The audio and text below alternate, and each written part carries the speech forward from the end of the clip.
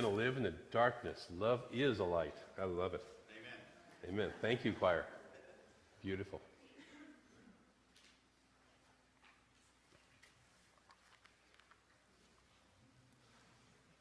In fact, there was a couple of lyrics in there. I just drove Michael crazy back there with the video. Now you're going to listen to the whispers, is that right? Yep. Yeah. Love is a light. Anyways. We get whispers, don't we? Sometimes they're internal whispers, right? Sometimes they're external whispers about so-and-so. Love is a light, so we don't play in that stuff. So we don't listen to either the internal whispers about ourselves. Anybody besides me have those whispering little voices? You're not good enough. Yeah. Who do you think you are? Yeah. We're not going to listen to that garbage. Love is the light. So our talk today is on the highest God, and the innermost God is one God. There's only one. Only one. I love Ernest Holmes. You know, Ernest Holmes, I've heard him a couple of talks, he said, there's only one. One. I think he wanted to get the point across. There's only one. You got it, right? Okay, good. I have it too. Of course, if we really all had it. So we're all getting that to a greater degree. He was too. So, but it's the truth. It is what really is so. The quote today is, we believe in the unity of all life, and that the highest God and the innermost God is one God.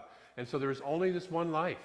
There's only this one life. And we don't play in the darkness because that's not where we want to play.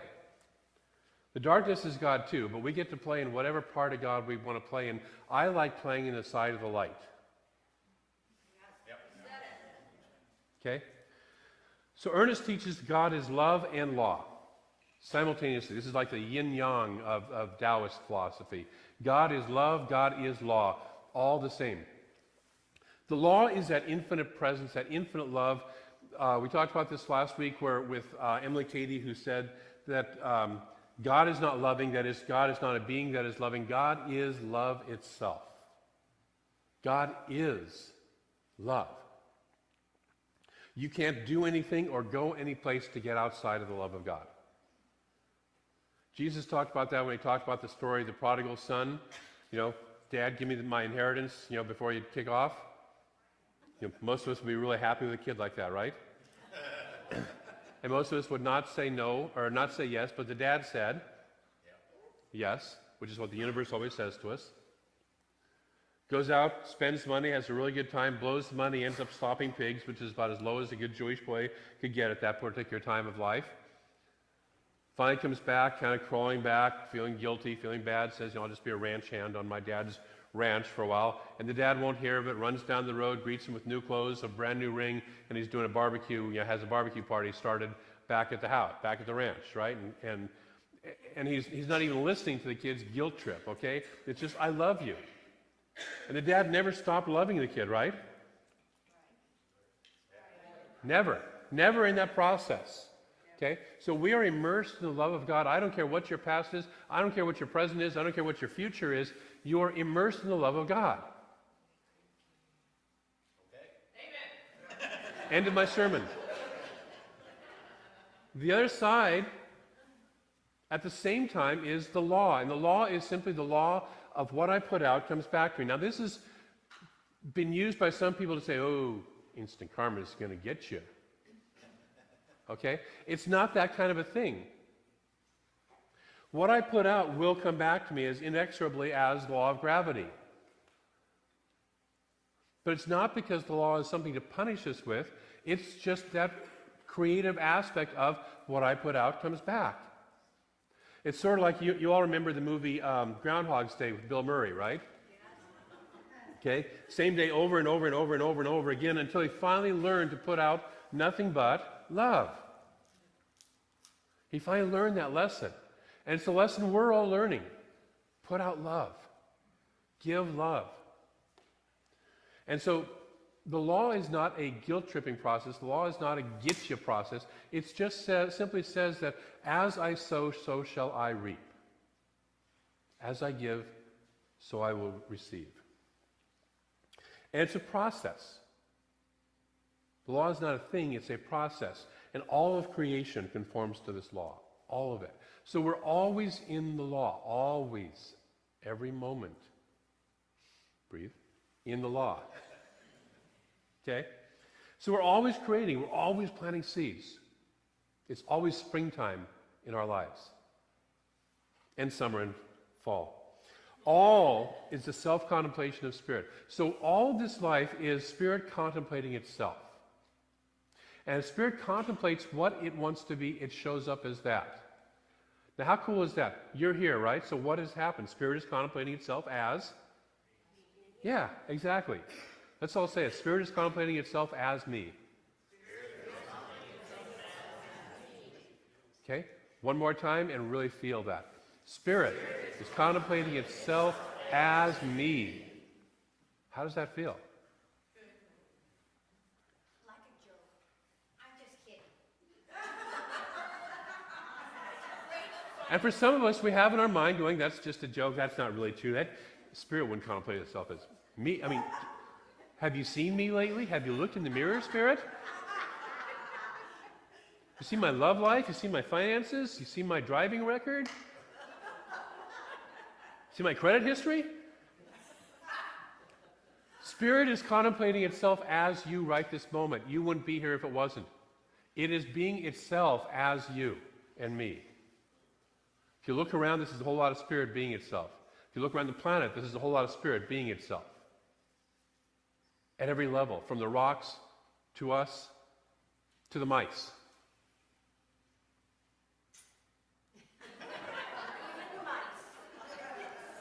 No Hitchhiker's Guide to the Galaxy fans out there, huh?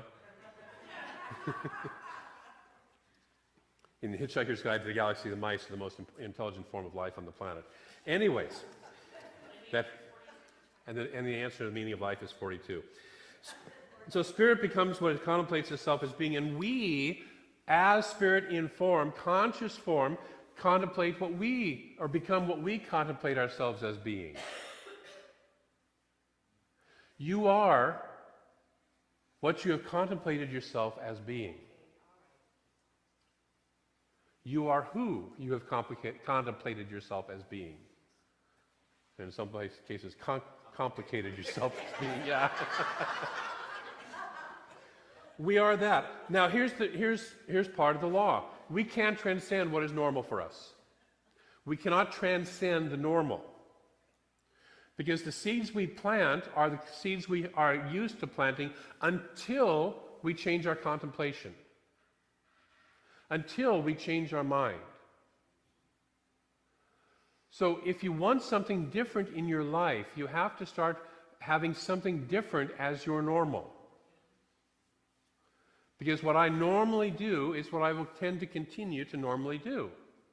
And then what I normally get as results is what I will continue to normally get as results. With me? Okay?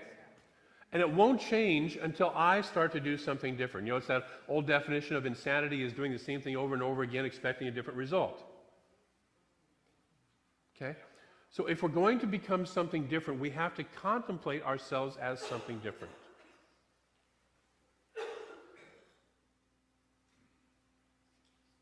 Since evolution is always moving forward, life is always moving forward. Have you noticed? Have you noticed? Okay. Life is always expanding its expression. How many of you have smartphones today? How many of you had smartphones today? How many of you had smartphones 5 years ago? We actually had 2 people at the first service in one person, a couple people there. Early adopters is what we used to call them at Amazon. How many of you had smartphones 12 years ago? Didn't exist, right? Cell phones. When I moved from Seattle, and when I was living, the last place I lived in Seattle for several years was directly across the street from Microsoft campus.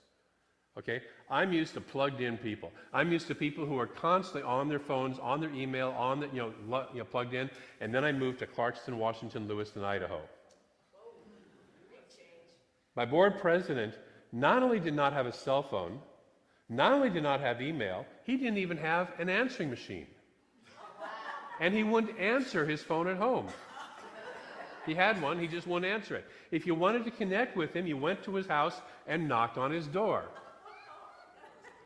I asked him if he really wanted to continue to be the board president. He said no, and so we moved him off.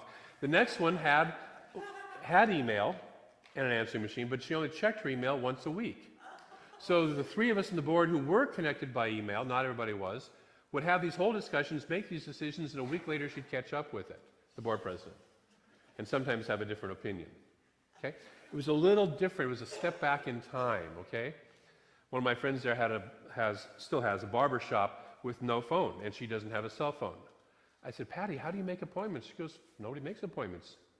I just hang out there and they show up for a haircut. It's a completely different way of being. I'm not saying it's wrong, but life moves forward. And that town, Lewiston, Idaho, by the way, is refusing to expand, refusing to grow. Their city council, when I was there, liked it just the way it was, and so more and more buildings kept getting boarded up as more and more companies kept going out of business. And so eventually, if you stay the same, life moves on past you. Life moves on past you. We've heard it said as if you're not growing, you're dying. So we want to be expanding our idea of what our normal is, just as our normal. And when you expand your idea of normal, it doesn't have to be because your life is bad. How many of you would like to have an area of your life that is already good be even better? Of course, yes. Okay? Would you like more money, Yes. better health, Yes. better relationships, Yes. okay? Greater career happiness. Yes. If you're not in a career, greater retirement happiness. You know? Okay? There's nobody who doesn't want something better because it's our nature. It is the nature of life expressing itself as us to expand. And so therefore we have naturally within us the desire to grow and expand and be more. That's God. If it wasn't God, we wouldn't be here. There'd still be a planet full of rocks. It would have stopped somewhere way back then. Okay? So how do we do that? How do we change our normal? I'm going to quote from the same book that Cher Matthews was talking about, Christian Larson and Your Forces and How to Use Them. And he says, to apply the law for this purpose, deeply desire those conditions that you want and have a very clear idea in your mind as to what you want those conditions to be. You start picturing in your mind, because you're starting to work with your subconscious, which is where the law works, which is where your creativity is. Okay? What it is that you want, and you deeply desire it. It's that passion, it's that desire. Remember last week, how many here were here last week? We talked about sex, right? Okay? It's that deep desire, it's that divine urge, as Ernest Holmes calls it, to create. It's part of the universe. It has this deep passion and desire. You don't have to make yourself desire something, you have to allow yourself the desire that's already there. Most of us have learned to throttle back our desires, right? You shouldn't want that. Who do you think you are? You know, it's good enough already. I had an uncle who said it's better than a kick in the, what was it? It's better than a kick in the head by a Missouri mule. Wow, thanks. And almost anything is. But I wanted more than that. So we want to have this passion and let this passion move through us, this passion that is truly ours, this passion that really is spirit moving through us, because that is the nature of the divine. It is this beautiful, passionate, loving, creative energy. It's so passionate it's shown up as 7.5 billion of us right now, right? And all these beautiful trees and the stars and the planets. Whenever you look around, the creativity is not a little bit. God doesn't say, maybe I should have one planet. Okay? It's boom, right? It's everything. We're like that. That's us. How much good do you want? Much as possible. Yes. And so my invitation this week, I'm going to invite you to do 3 things in spiritual practice this week. Number 1, pick an area of your life where you want to expand your idea of normal. Consciously pick one.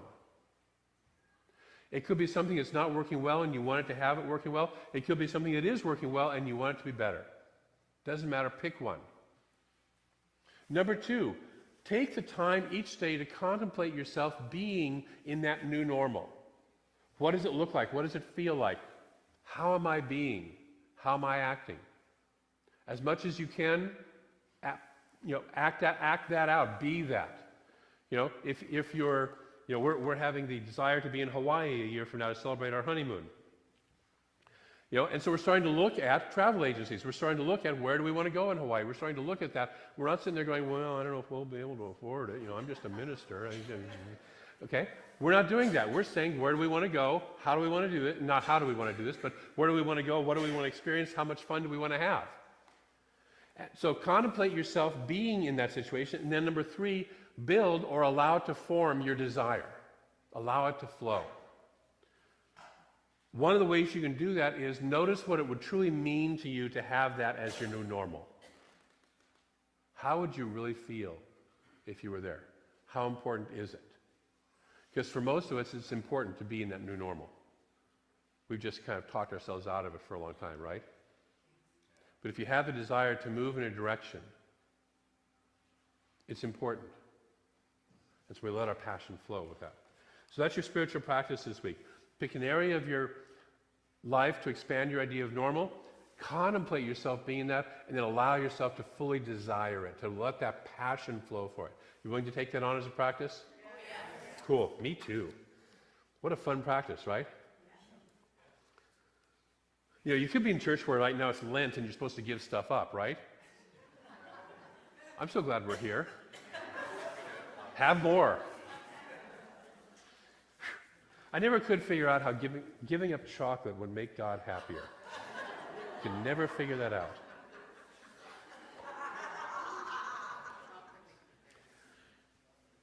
So we're going to shift gears, okay?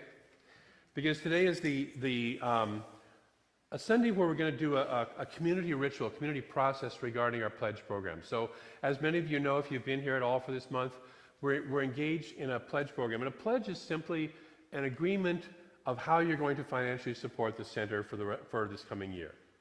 It's just that. Okay? That's all that it is, just an agreement for how you're going to support the center. Because as we talked about the very first Sunday, the center, like everything else, needs money to run. Sorry, but it does.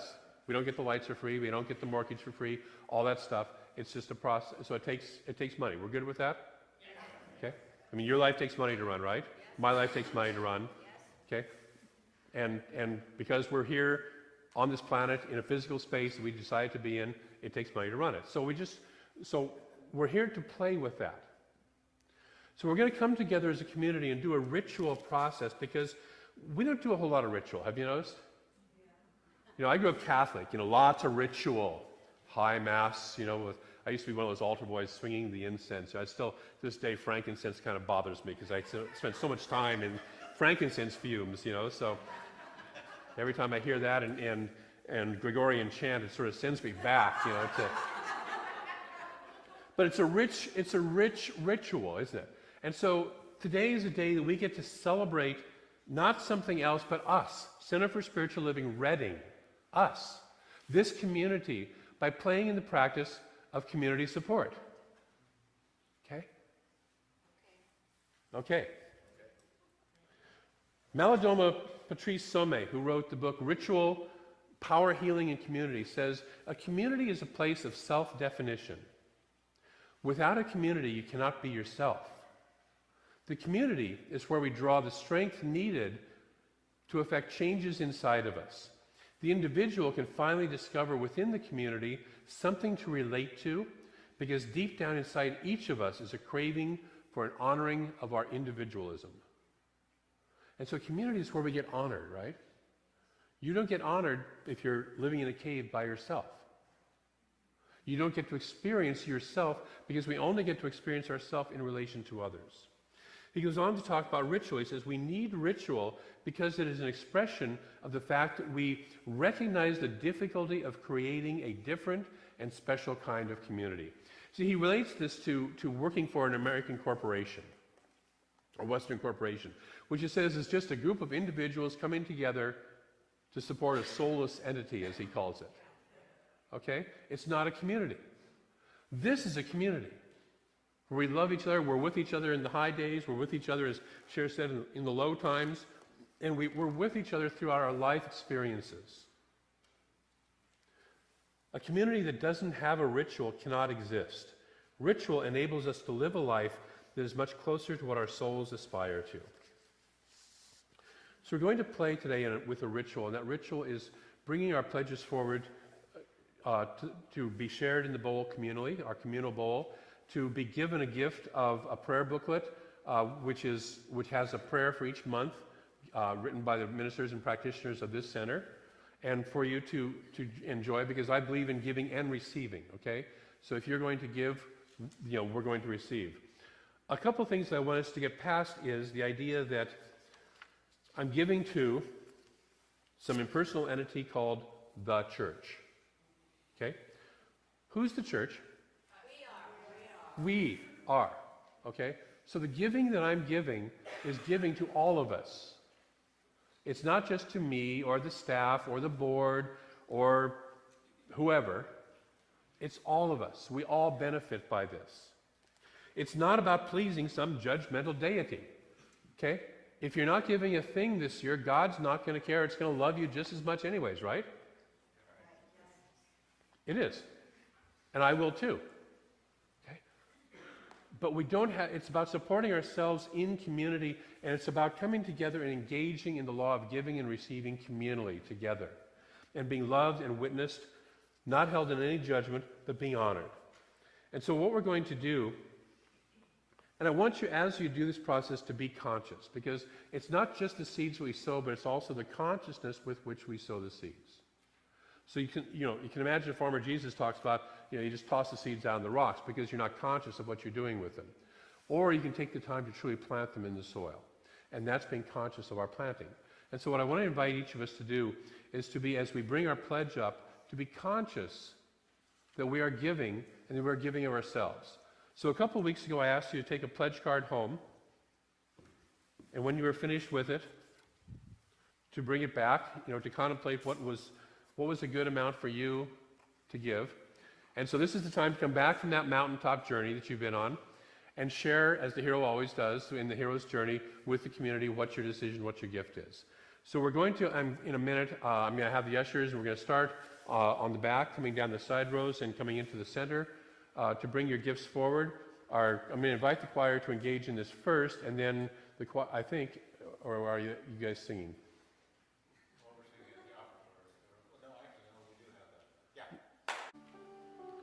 Remembering that all there is this one infinite presence that we call God, we call Spirit, we call the Tao, we call it by all those names. It's beyond all those names. It's so beyond all those names. It is that one life, it is that one love, constantly creating, constantly expressing. And it has blessed itself by being us, each of us. It has blessed this world by being you. And each of us is an expression of that divine. Each of us is God in form, co-creating with the infinite. And so I speak my word that this week we co-create a life that is more magnificent than we have ever experienced before. That we expand our idea of normal way beyond what it has been before. We open our hearts to the passion and the creativity of the divine that wants to move through us. We take the barriers and boundaries off. We say, I came here to be God in form, and I choose to be the unique expression of that form, of that divine that I came here to be. I say yes to God being God as me today. And so in that process, I open to the flow of the divine, the givingness of the divine, knowing that what I'm giving into simply flows back to and through me, because there's only one life. I cannot outgive the infinite presence. And so for all the good that comes from this, for all the blessing that each of us is and our lives are, I am so grateful. I call each of us good. And this whole community, the Center for Spiritual Living, Redding, California, is a blessing to this world, a light to this world. And we are that light. And so I release this word into a law that moves it into form and expression right here and right now. And so it does. And together we say, and so it is. Thank you.